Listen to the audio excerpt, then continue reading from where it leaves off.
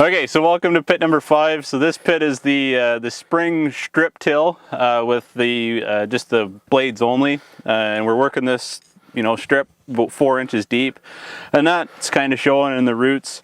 I mean, having described that, I wouldn't be able to go in here blind and just figure out what that that's exactly what happened. But what we are seeing, bigger, nice big root ball, but the roots are quite vertical, but then we're seeing this this secondary pan, eh, Dan? Yeah, there's two, and you can see them really well right here. So there's the secondary pan here, and then there's the upper pan right there, and so. And this was, so the history of this site, I guess, is a little bit varied in whether it was tilled or not, and fallow or whatever, but some tillage, some no tillage, and this would be kind of the averaged worked depth, I guess. So that's why we're seeing that real big structure, and this would be, from years way back, probably.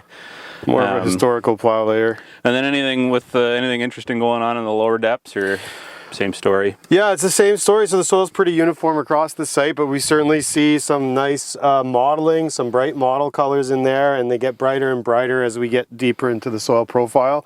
So again, showing that this soil holds on to water for a considerable part of the year, and likely that contributes to some of the issues with compaction because the soil is often wet when it's worked. Definitely a nice wet sand is going to be easy to compact, and that's one thing about this site, is it's had a lot of traffic on it. So normally in a field where you would get routine tram lines, you can kind of pick out a compacted layer, but this, safe to say, this field is pretty uniformly compacted. Yeah. From what we've dug out. Like, look at the size of these.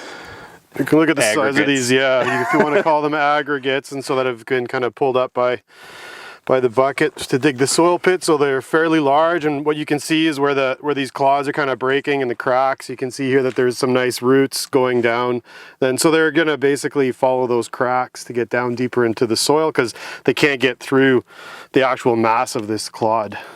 And this second shelf is going to act as kind of an impediment to water movement through the soil. So, and maybe that's why some of these roots kind of give up here, but the corn still looks half decent compared to the rest of the field. So it might be able to find enough water laying on top of this pan to satisfy its growth stage, especially in this season. If we were in a little bit of tougher conditions, maybe you wouldn't see such a good stand of corn. But yeah, then we can still see the odd root kind of down lower in the profile, kind of poking through. So some of the roots have fallen. You can see this one is following probably an old either a worm channel, like a worm channel or to me. Yeah, that's gone down. You can see the dark topsoil that's fallen into that channel, and so that's the only way they're going to get through the material.